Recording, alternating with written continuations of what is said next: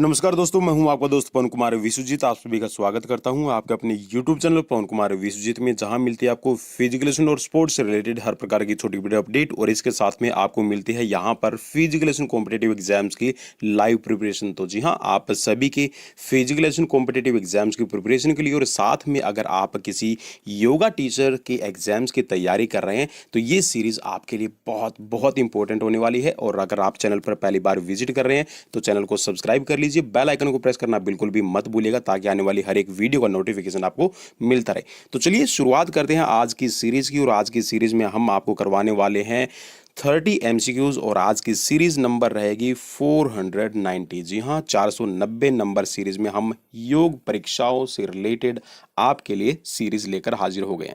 सो pen और paper अपना पास में जरूर रखिएगा और स्कोर कितना रहे वो मुझे कमेंट बॉक्स में कमेंट जरूर करते रहिएगा। और जी हाँ, आप अपने राइट आंसर को मुझे कमेंट बॉक्स में कमेंट कीजिएगा। तो चलिए देखते हैं कि कौन कितना स्कोर कर पाता है। तो पहला क्वेश्चन आपकी स्क्रीन पर है। पहले क्वेश्चन में आपसे पूछा गया है कि निम्नलिखित में से किन रोगों में शंख प्रक्षालन की क्रिया नहीं करनी चाहिए। चार ऑप्शंस आपकी स्क्रीन पर है, फटाफट से ना राइट आंसर क्लिक कीजिएगा। चलिए, मृगी का रोग, हृदय रोग और उच्च रक्तचाप या फिर उपरोक्त सभी। तो चलिए, राइट हो जाएगा यहाँ पर उपरोक्त सभी। जी हाँ, इनमें आपको शंख प्रक्षालन की क्रिया नहीं करनी चाहिए, क्योंकि अगर आप शंख प्रक्षालन की क्रिया करते हैं तो इससे आपको प्रॉब्लम हो सकती है। नेक्स्ट क्वेश्चन स्क्रीन पर क्वेश्चन में पूछा गया कि वात सार में सार शब्द का क्या अर्थ है। चार ऑप्शन स्क्रीन पर है, फटाफट से ना राइट आंसर क्लिक कीजिएगा। तत्व, धोना, संपूर्ण या फिर इनमें से कोई नहीं। सो राइट हो जाएगा यहाँ पर जो वात सार में सार शब्द का अर्थ बनता है ये है तत्व। तो ऑप्शन यहाँ पर के आपका राइट रहेगा। नेक्स्ट क्वेश्चन आपकी स्क्रीन पर क्वेश्चन में पूछा गया है कि न्योली क्रिया से पूर्व कौन सी क्रिया या अभ्यास करना चाहिए। जहां अगर न्योली क्रिया करते हैं तो उससे पहले आपको कौन सी क्रिया का अभ्यास करना चाहिए। चार ऑप्शंस आपको स्क्रीन पर मिलते हैं, वारिसार, वातसार, कपालभाति या फिर अग्निसार।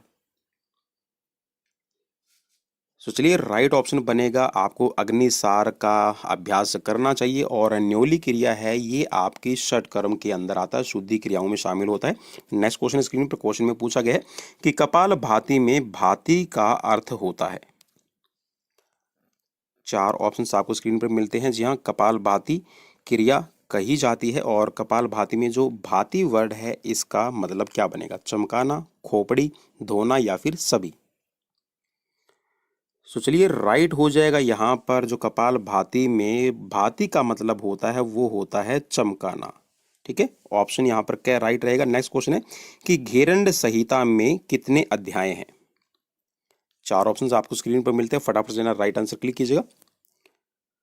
सो राइट हो जाएगा 7, ऑप्शन ख राइट रहेगा। नेक्स्ट क्वेश्चन, इनमें से कौन सा सप्त साधन का अंग नहीं है। चार ऑप्शंस आपको स्क्रीन पर मिलते हैं, जहाँ कौन सा सप्त साधन का अंग नहीं है। धारणा, प्रत्याहार, मुद्रा या फिर ध्यान। चार ऑप्शंस आपको स्क्रीन पर मिलते हैं, फटाफट से ना राइट आंसर क्लिक कीजिएगा।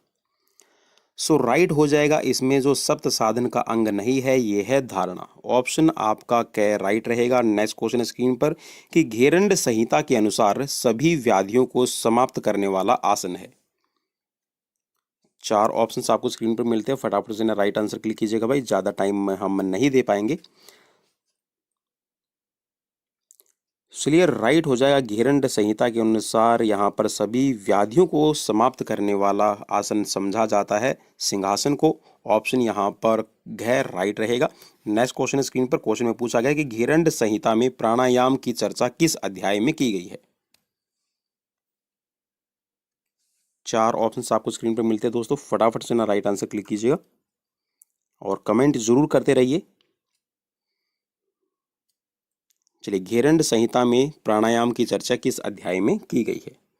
आई होप कि आपने अपना राइट आंसर क्लिक कर लिया होगा। सो राइट हो जाएगा यहाँ पर पंचम, ऑप्शन गैर राइट रहेगा। नेक्स्ट क्वेश्चन, वात रोग किस प्राणायाम के अभ्यास से दूर होता है। जी हाँ, अगर आपको कोई भी गैस्ट्रिक प्रॉब्लम है, गैस बनती है, सो उस स्थिति में आपका वात रोग को किस प्राणायाम से आप दूर कर सकते हैं। नाड़ी शोधन प्राणायाम, शीतली प्राणायाम, सूर्य भेदी या फिर चंद्र भेदी। चलिए 4 ऑप्शंस आपको स्क्रीन पर मिलते हैं। तो राइट हो जाएगा सूर्य भेदी प्राणायाम से, ऑप्शन ग राइट रहेगा। नेक्स्ट क्वेश्चन, योग वशिष्ठ के रचयिता कौन है? 4 ऑप्शंस आपको स्क्रीन पर मिलते हैं। योग वशिष्ठ किसकी रचना है? वेदव्यास, महर्षि वाल्मीकि, नारद महर्षि या फिर महर्षि पतंजलि। तो चलिए राइट रहेगा, जो ये रचना है ये है महर्षि वाल्मीकि की, ऑप्शन ख राइट रहेगा। नेक्स्ट क्वेश्चन की तरफ बढ़ेंगे। क्वेश्चन है आपकी स्क्रीन पर कि पंच क्लेशों का नाश करने वाली मुद्रा कौन सी है? पंच क्लेशों का नाश करने वाली मुद्रा कौन सी है? 4 ऑप्शंस आपको स्क्रीन पर मिलते हैं, फटाफट से राइट आंसर क्लिक कीजिएगा। कौन सी मुद्रा है? महामुद्रा है, महाबंध है या फिर महावेद मुद्रा या फिर ज्ञान मुद्रा। तो चलिए राइट ऑप्शन की तरफ बढ़ेंगे और राइट ऑप्शन हो जाएगा महामुद्रा। जी हाँ, महामुद्रा है जो पंच क्लेश होते हैं उनका विनाश करने वाली है। नेक्स्ट क्वेश्चन स्क्रीन पर, क्वेश्चन में पूछा गया कि स्वामी विवेकानंद के गुरु कौन थे? स्वामी विवेकानंद के गुरु का नाम बताना है। 4 ऑप्शंस आपको स्क्रीन पर मिलते हैं, फटाफट से राइट आंसर क्लिक कीजिएगा। सो राइट हो जाएगा रामकृष्ण परमहंस, ऑप्शन ग राइट रहेगा। नेक्स्ट क्वेश्चन की तरफ बढ़ेंगे। इंसुलिन का संबंध किस ग्रंथि से है? जहां इंसुलिन है कौन सी ग्रंथि बनाती है? सो राइट हो जाएगा अग्नाशय, ऑप्शन ग राइट रहेगा। नेक्स्ट क्वेश्चन, लाल रक्त कोशिकाओं का जीवन काल कितने दिन का रहता है? और ये बहुत ही इजी रहेगा। देखिए योग हम जब करते हैं तो योग जो करते हैं या फिर योग की कोई भी क्रियाएं कर रहे हैं, आप प्राणायाम कर रहे हैं, आप शुद्धि क्रियाएं कर रहे हैं या फिर अष्टांग योग का पालन कर रहे हैं, आसन कर रहे हैं, और तो आपकी बॉडी पर जितने भी आसन है, प्राणायाम है, आपकी शुद्धि क्रियाएं हैं, ये आपकी कह सकते हैं कि जो ह्यूमन फिजियोलॉजी है और जो अनोटमी है उसमें सुधार लाने का प्रयास करते हैं। सो यहाँ पर पूछा गया कि लाल रक्त कोशिकाओं का जीवन काल कितना है? सो राइट हो जाएगा यहाँ पर 120 दिन, ऑप्शन का राइट रहेगा। वृद्धि हार्मोन को स्रावित करने वाली ग्रंथि कौन सी है? जहाँ जो ह्यूमन ग्रोथ हार्मोन, आपकी ग्रोथ जो होती है किस ग्रंथि के माध्यम से आप कह सकते हैं कि वो हार्मोन वो आपका सेक्रेशन किया जाता है उस हार्मोन का, जिससे आपकी ग्रंथि आपकी कह सकते हैं कि जो आपकी ग्रोथ है उसमें हेल्प करती है। सो राइट रहेगा पीयूष ग्रंथि, या फिर इसको आप पिट्यूटरी ग्लैंड कहेंगे, मास्टर ग्लैंड कही जाती है, ऑप्शन ख राइट रहेगा। नेक्स्ट क्वेश्चन स्क्रीन पर, और जी हाँ लाइक शेयर सब्सक्राइब जरूर करते रहिए। सो चलिए राइट रहेगा यहाँ, सॉरी क्वेश्चन ले लेते हैं कि कौन सा चक्र पाचन तंत्र से संबंधित है? मणिपुर, स्वादिष्ठान, मूलाधार या फिर आज्ञा चक्र। चलिए 4 ऑप्शन स्क्रीन पर आपको मिलते हैं, फटाफट से राइट आंसर क्लिक कीजिएगा भाई। सो राइट हो जाएगा जी हाँ, मणिपुर जो चक्र है ये आपका पाचन क्रिया या फिर ये कह सकते हैं जो पाचन तंत्र है इससे संबंधित रहता है। तो डेली लाइव क्लासेस आप सभी के लिए प्रोवाइड करवाई जाती है। अगर आप चाहते हैं फिजिकल कॉम्पिटिटिव एग्जाम्स की तैयारी करना, योग से रिलेटेड क्वेश्चन आते हैं या फिर स्पोर्ट्स की रिलेटेड अपडेट चाहते हैं, तो आप हमें सब्सक्राइब कर सकते हैं, शेयर कर सकते हैं। नेक्स्ट क्वेश्चन स्क्रीन पर, क्वेश्चन में पूछा गया है कि मूलाधार चक्र के देवता कौन माने जाते हैं? 4 ऑप्शंस आपको स्क्रीन पर मिलते हैं, जहां मूलाधार चक्र के देवता कौन माने जाते हैं। आपको स्क्रीन पर 4 ऑप्शंस मिलते हैं। सो चलिए राइट की तरफ बढ़ेंगे, ज़्यादा टाइम नहीं देंगे। सो राइट हो जाएगा यहाँ पर गणेश, ऑप्शन बी राइट रहेगा। नेक्स्ट क्वेश्चन, किस चक्र में 4 पंखुड़ियों वाला कमल स्थित है? यहाँ 4 पंखुड़ियों वाला कमल स्थित है, किस चक्र में है? मणिपुर चक्र में है, स्वादिष्ठान चक्र में है, आज्ञा चक्र में है या फिर मूलाधार चक्र में है? तो चलिए राइट रहेगा आपका मूलाधार चक्र, ऑप्शन डी राइट रहेगा। नेक्स्ट क्वेश्चन, कि शरीर के किस चक्र में 10 पंखुड़ियों वाला कमल स्थित है? और आई होप कि ये क्वेश्चन आपको बहुत ही ज़्यादा इंटरेस्टिंग लग रहे होंगे। बिल्कुल यूनिक क्वेश्चन है और बिल्कुल अलग से एक नए क्वेश्चन। चलिए जी हाँ, किस चक्र के अंदर 10 पंखुड़ियों वाला कमल स्थित है आपको बताना है। सो राइट हो जाएगा मणिपुर चक्र में, ऑप्शन बी राइट रहेगा। नेक्स्ट क्वेश्चन स्क्रीन पर, कि प्राणायाम का अर्थ क्या होता है? 4 ऑप्शंस आपको स्क्रीन पर मिल रहे हैं। प्राण का विस्तार करना, प्राण को अपान से मिलाना या फिर प्राण को नियंत्रित करना, या फिर इनमें से कोई नहीं। सो राइट हो जाएगा इसमें इनमें से कोई नहीं, बिकॉज जो प्राणायाम होता है ये दो वर्ड से मिलकर बना है, जिसमें एक तो होता है आपका प्राण और दूसरा है इसमें आयाम। ठीक है।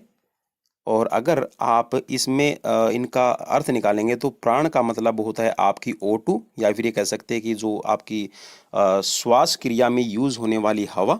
ठीक है, ऑक्सीजन। और आयाम का मतलब होता है आपका मार्ग। ठीक है, या फिर आप इसको कह सकते हैं कि जो आपका आवागमन का मार्ग है, ठीक है, आवागमन का मार्ग, उसको आयाम कहा जाता है।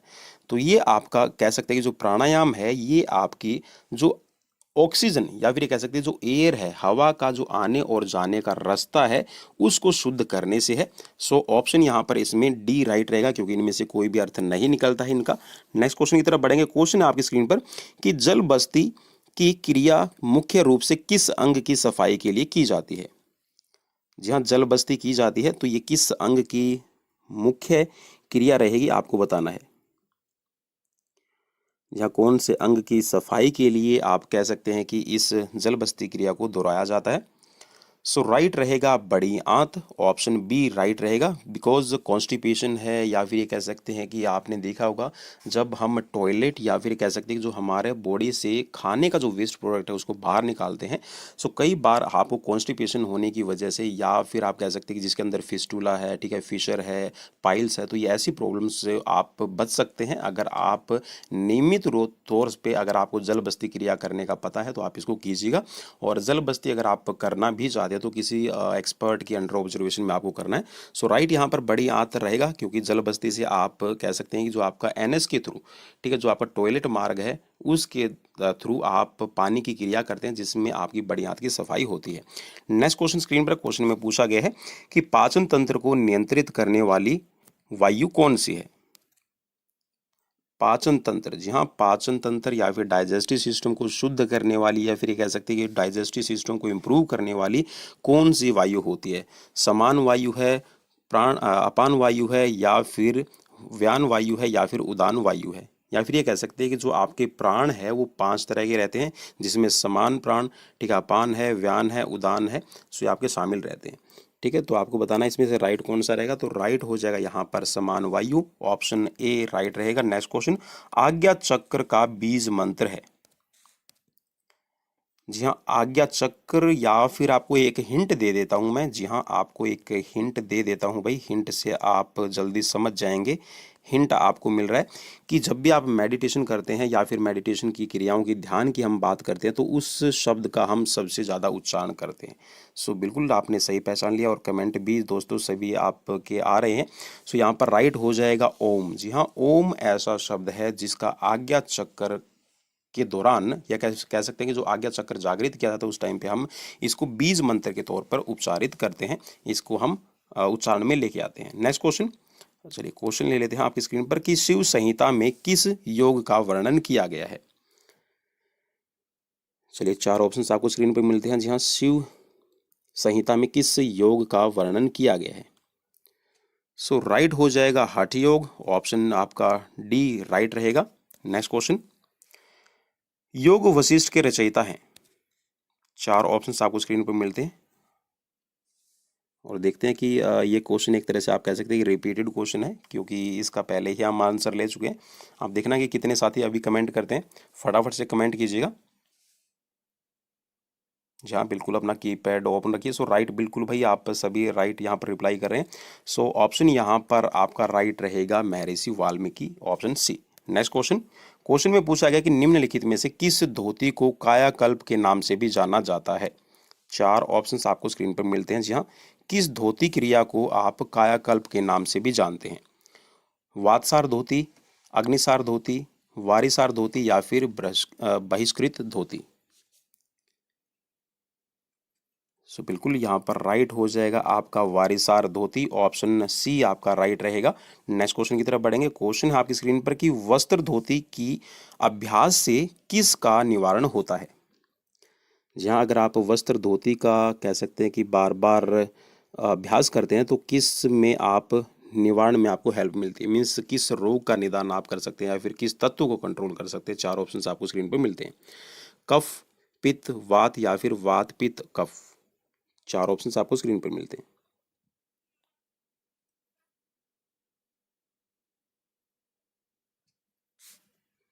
4 ऑप्शन, हाँ भाई चलिए, मैं माफ़ी चाहूँगा, यहाँ पर 5 ऑप्शंस आपको मिलेंगे भाई। ठीक है। वस्त्र धोती के अभ्यास से किसका निवारण होता है?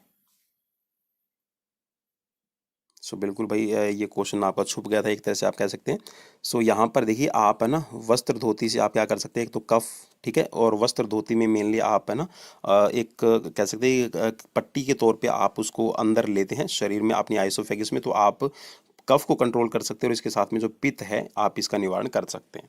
सो दोनों ही आपको मिल रहे हैं ऑप्शन ई में। सो ऑप्शन ई आपका राइट रहेगा, ए और बी दोनों। नेक्स्ट क्वेश्चन स्क्रीन पर, क्वेश्चन में पूछा गया है कि घेरंड संहिता के अनुसार वस्त्र धोती की चौड़ाई कितनी रहती है? 4 ऑप्शंस आपको स्क्रीन पर मिलते हैं, फटाफट से ना राइट आंसर क्लिक कीजिएगा भाई। चलिए बिल्कुल, 2 तो नहीं होगा भाई, ना ही 3 होगा। बिल्कुल, चलिए राइट ऑप्शन बता देता हूँ आपको। सो राइट हो जाएगा यहाँ पर 4 अंगुल। ऑप्शन डी आपका राइट रहेगा। नेक्स्ट क्वेश्चन स्क्रीन पर, क्वेश्चन में पूछा गया कि वस्त्र धोती विशेष रूप से किस रोग में उपयोगी रहती है?